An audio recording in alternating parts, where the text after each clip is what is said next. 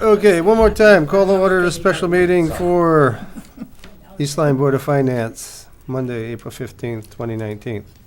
Please rise for the Pledge of Allegiance. I pledge allegiance to the flag of the United States of America and to the republic for which it stands, one nation, under God, indivisible, with liberty and justice for all. Thank you. Delegations, item C on the agenda tonight. Delegations is an opportunity for anybody in town that would like to speak to the board about anything that's on the agenda tonight. Anybody from town that would like to speak about the agenda tonight?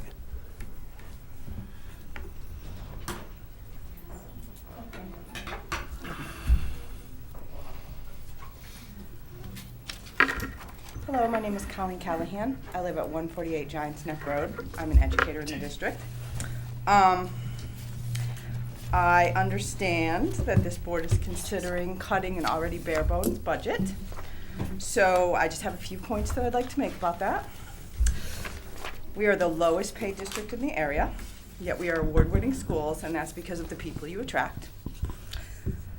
However, I want you to know that my first year with a master's degree, I came back to teaching after staying home with my children, was $140 over the free and reduced lunch program. So my children who were in the high school could have qualified if I made $140 less as a teacher with a master's degree. So I think that's kind of shows a little bit about we are not necessarily the best paid teachers. But that's not really what's important to me. It's really the students.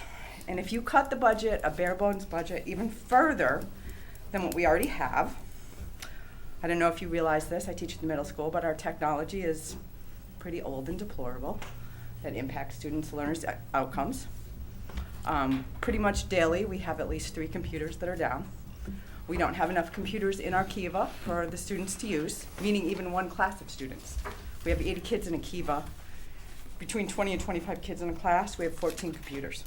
So we can't even put them all on. So we were given laptops last year. For the first time, not every team has those. They also tend to crash, take a long time to load. They're older. We can't even put some of the new programs that are out there on them. So that impacts learners. A bare bones budget is gonna, if we cut that, we're gonna lose more teachers than we're already losing. We're gonna lose paraprofessionals that we need. That leads to larger class sizes. I can tell you as a teacher, when I have a class that's large, I teach to the average. That does not help my low students. That does not challenge my high students. And I am a phenomenal teacher, if I do say so myself. But when you have a large class size with all those needs, you don't have a choice because there's too many needs. If you cut paraprofessionals, we continue to bring inclusion into the classroom and expect homogeneous classes and expect to meet all those needs with less staff. That affects every student in that classroom, not just the students that have the needs or require the aid. It affects everybody. Because not only does that aide work with those students, she works with anybody or he works with anybody that needs extra help.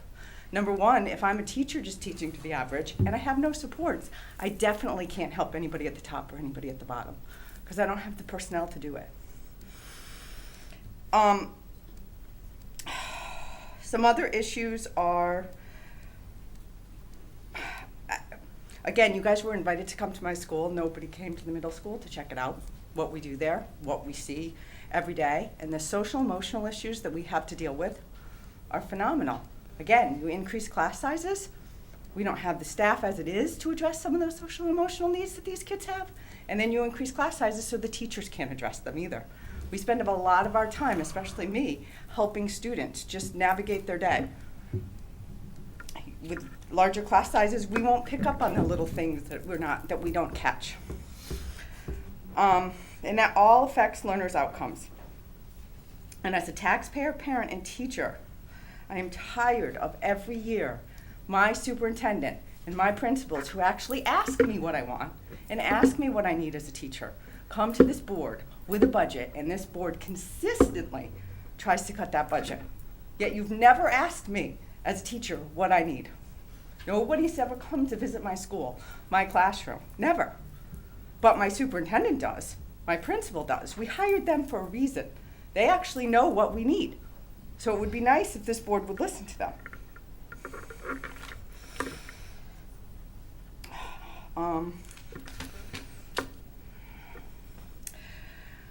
The budget as of right now is a 3.18% increase. Again, that's not, you think of the corporate world, you think of our own raises, you think of what people expect. 3.18% is not an outrageous amount. For some reason, this board thinks its duty is to continually cut a bare bones budget down without any knowledge or research as to what that does. The number one reason people move to this town, including myself, is schools. Okay, you look up, when you come to town as a parent, you look up what are their graduation rates, what does the high school offer, what are their SAT scores. You look at education. That's why people come to towns, is because you have a good education.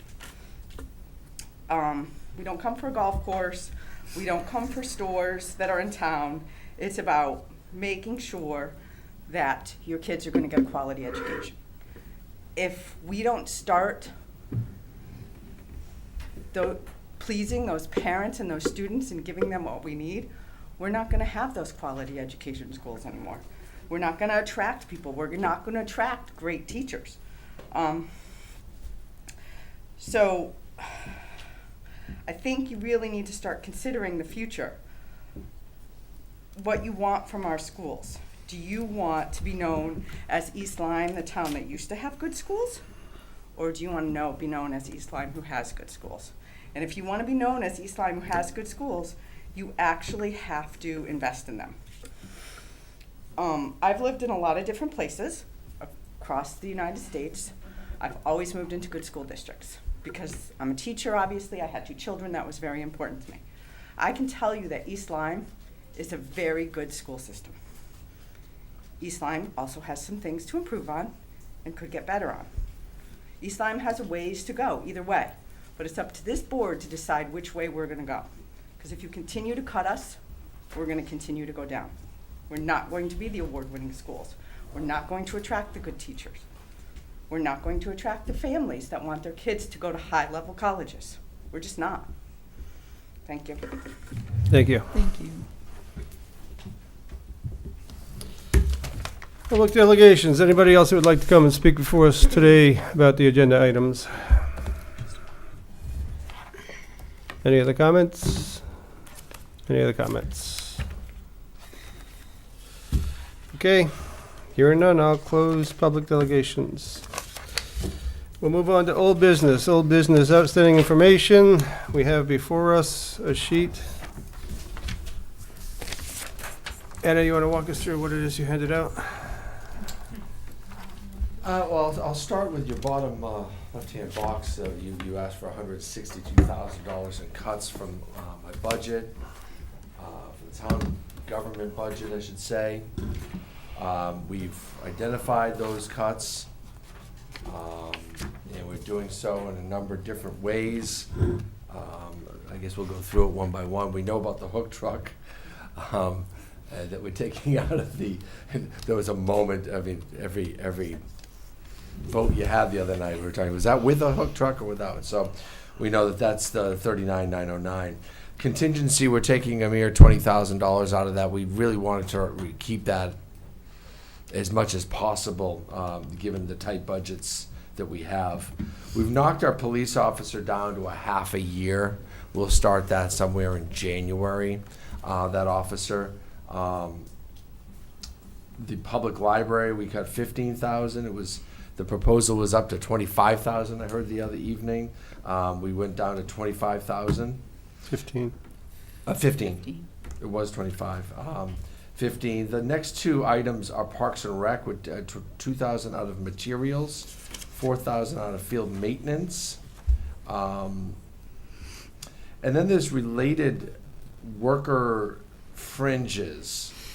Some of this is just a natural, the FICA and the workman's comp are 2 items that I'm going to ask the Ambulance Association to also pick up, as well as some other unrelated items. We're back into negotiations and where they were willing to come up with $72,000. The actual cost is closer to $92,000 when you add in the fringe and the health.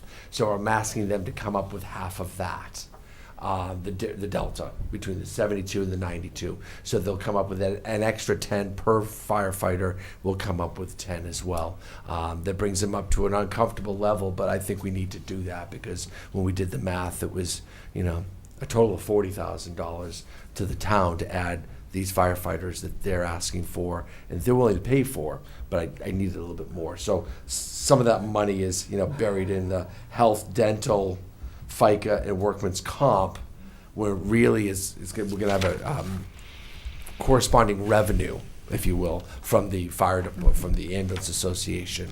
If that negotiation falls apart and doesn't get done, there'll just be savings. We'll be taking firefighters out of the budgets. We'll encumber that money right away, and we'll encumber some of this, the dental, the workman's comp, the FICA. The uniforms, there's other costs involved with bringing a firefighter on in both departments. So we think there'd be savings there. But honestly, in the name of public safety, kind of a primary job of mine, we do need these overnight firefighters. We're a town that's too big and too busy not to have an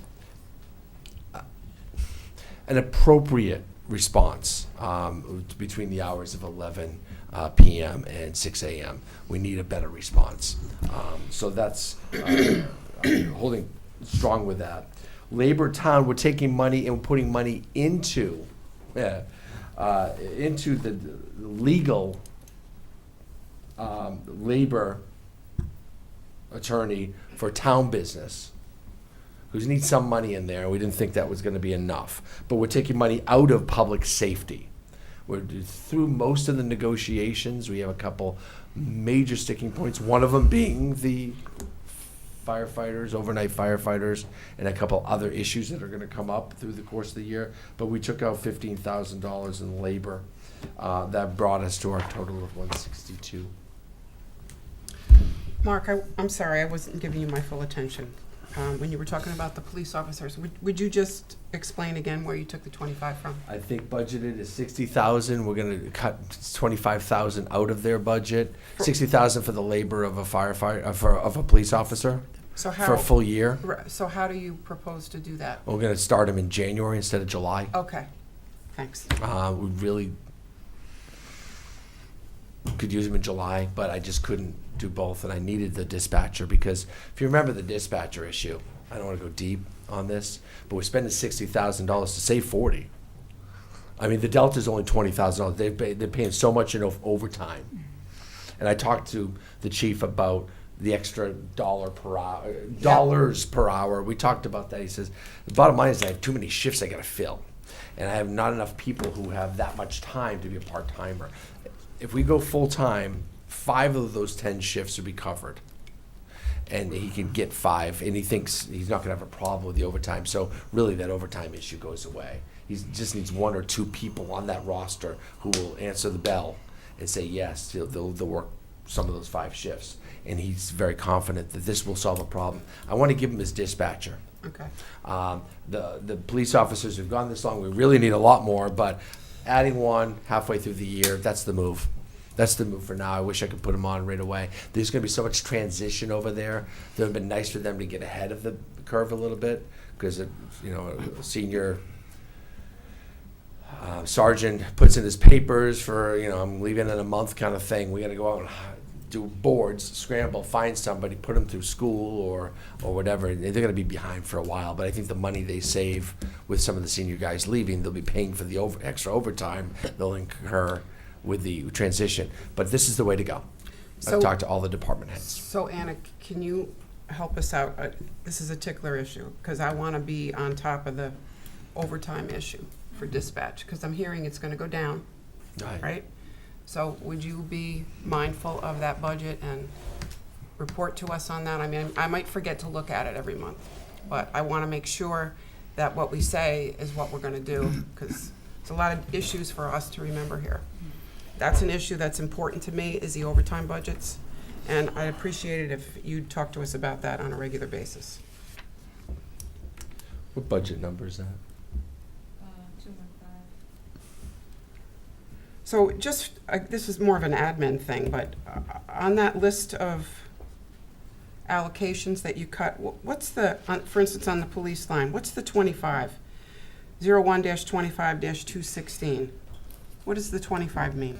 So, 25 in our budget indicates the public safety budget. Do we know that? It's on your reports that you receive every month. Oh, I don't remember the 25. I remember the department and then whether it's personnel and the line item. I just don't ever remember the 25. I'm just trying to understand the accounting system a little bit better. So 01 indicates general government, 25 indicates public safety, 30 public works, 40 is the culture and where Commission on Aging and library are. 425 is recreation and leisure. 50 is debt service, 74 is capital, and 94 is Board of Education. Do you have that tattooed on the inside of your arm? Well done, Anna. Okay, I did not know that intelligence was available to us. So Lisa, I was scrambling to get that dispatch budget when you were talking about ticklers. It's baked into your budget, just so you don't even have to open your book, but it's a full $40,000 less in our part-time overtime line, or part-time dispatcher line, not overtime. It's just the dispatcher line is $40,000 less. Okay. The full-time is $60,000 more. Right, And but the that's a direct overtime's going correlation of a down. $20,000 Right. delta, yeah. Okay, but the overtime's gonna go down. Well, yes. That's what I heard you say. Yes, it's really overtime. Dispatch is not overtime. It's in the part-time dispatcher line. That's where the 40,000 is. I think this year we'll be moving money around to cover the overtime. We have a ton of overtime and not enough part-time dispatchers. So, right, because we can't find part-time dispatchers to work. So we're sitting out there right now with $95,000 in dispatch money. Well, that was our budgeted amount. Meanwhile, our overtime is through the roof, and we're not spending the $95,000 in dispatch. Bottom line, it's money's money at the bottom line. There should be $40,000 in savings for part-timers, adding $60,000 on for the full-timer. It'd be a better run department over there. Okay. And you didn't say when you expected the firefighter to start, but that would be almost immediately? It pays for, yes. The goal is July 1st. If that schedule slips, the revenue will slip, and the direct correlation, the cost will slip as well. But we're aiming for July 1st. Okay. Thank you. Any other questions? John? No. Camille? No. Ann? I don't know. Jason? No. No more questions on the boxes in front of, or this general government box? Okay. We want to shift over to acquisitions. Yeah, so Anna can fully explain the memo you received today and try to run through that. So, actually, back in June of 2017, we had a town meeting to appropriate that $81,000 that we brought before you again for to be able to purchase the F-250 for Parks, Public Works, and the Escape for the engineering department. I have a tracking worksheet that I keep for those deals, and I did not add the police vehicles to it because it was 2 police vehicles that we had appropriated at the time. So because I didn't add it to my tracking sheet, we did go out and purchase the vehicles because they were approved at the town meeting, and I never submitted for us to get reimbursed, and that's why I thought, we had those remaining funds in the escrow account. But I did note that when I was doing a further analysis of the escrow activity, over the last few days. And so, of course, we would, request that the vehicles be restored.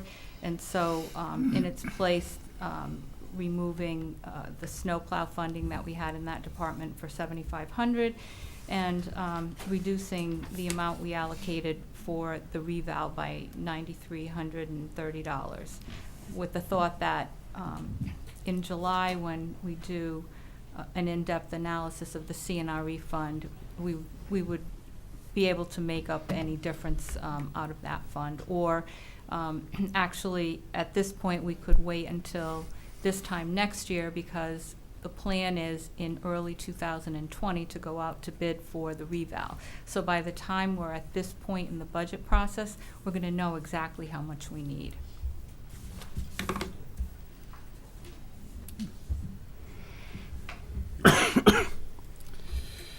Questions on the not the capital box. I guess we'll call that capital.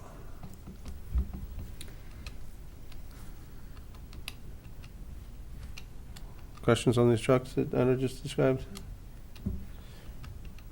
So it was, I didn't quite follow it.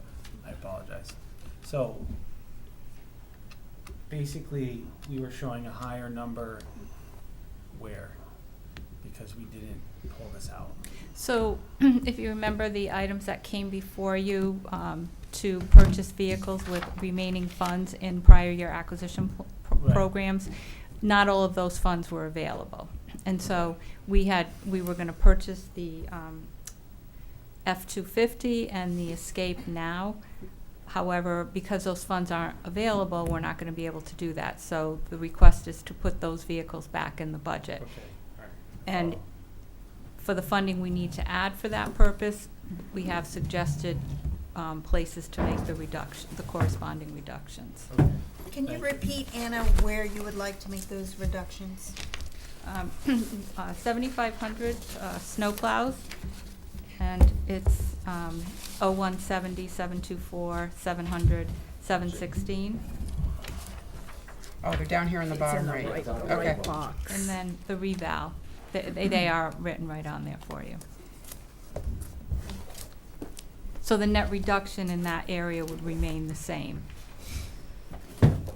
So, Anna, could you refresh my recollection, that 7,500 payment? That's That- not a that's- payment, that was to purchase snowplows. Okay, so it's not, it's not a separate, well, it is a separate, it's for a separate snowplow addition, or what is that? Well, What is it representing? Well, I we guess? have to, the plow blades get worn down and we have to Okay. replace them. So Okay. that's what that was for. And not the whole truck?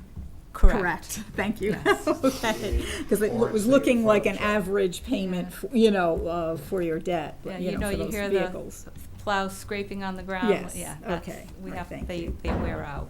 Okay. So these are acquisition payments, not the total purchase. Yes, that's correct.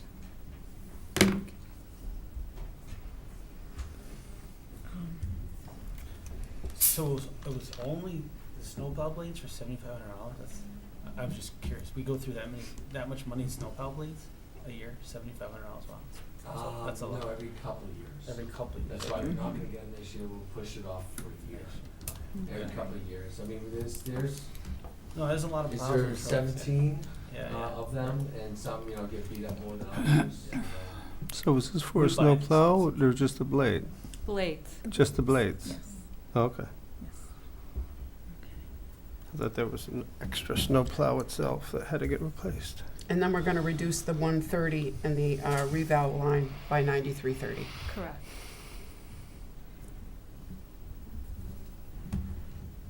Good thing we got a little cushion in our CNRE fund. The 9,330 was just the amount necessary to Get you to that. To equal make this the amount. math. Yeah. Well, it Yeah, gives you okay. a reduction at standing. So that feels Gets like you we're to just that. kicking it down the road because we felt like the money for the reval was necessary. Because if you didn't buy the pickup truck, then Board of Ed would be out of another pickup truck as well, so Right. that would create more havoc, okay. Any other questions about 724 capital? Well, I just have a comment. I mean, I lobbied very hard the other evening to reduce the money that we were putting aside for the revow and got a very strong pushback on that.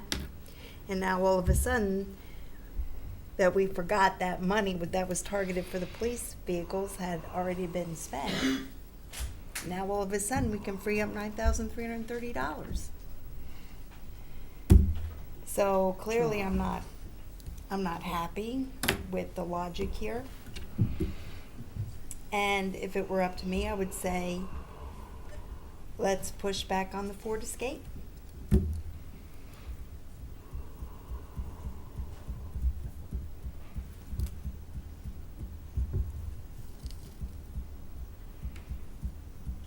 So you would recommend adding the 9,000 back in for the reval? Well, I and- guess we can't take it all, right, because the Ford Escape is only $49.65. If there's no other place to take,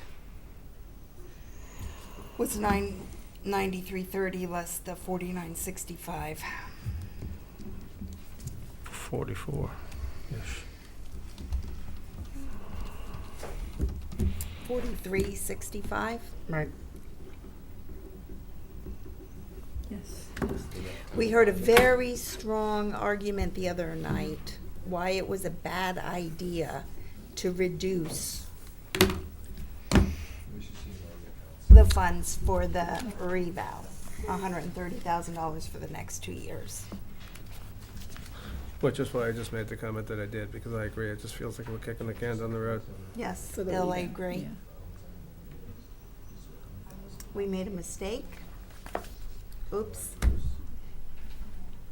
Sorry. So in years past, when I used to get a number, you didn't used to go through like the capital and decide on that and then give me a number. It used to be a number, and some of the numbers, some of the cuts that had come back to you were CNRE. You know, we shave a little bit here and shave a little bit here. It's kind of like why we don't have a $50,000 line for reval this year, which is the average over, or 56,000, which is the average over 5 years. It's much more, because we take, there's other places we can take it out of CNRE. If you wanna keep we still keep the reval whole, that number. It's just the biggest pot of money there. It's the biggest question mark, because we know there is a reval. We know this time next year we'll be going to bid. We don't know what that number will be. What about We the don't know if we have town, what enough. about the town projects, Mark? I think there That's was, what I'm asking. there If was you wanna consider town about projects, 27,000. 27,000. And let that be the area that we can Right. save on, so that Right. when we do the analysis of the CNRE fund, that gives a lot of incentive to find money in that CNR budget to put back town projects. Right. Yeah, No to- problem doing it that way. Taking it out To of the be town. honest, I'm gonna support Camille on this, and, because we did get a lot of pushback on this, and I was one of the people that wanted to move money out of CNRE. I supported that idea of doing that.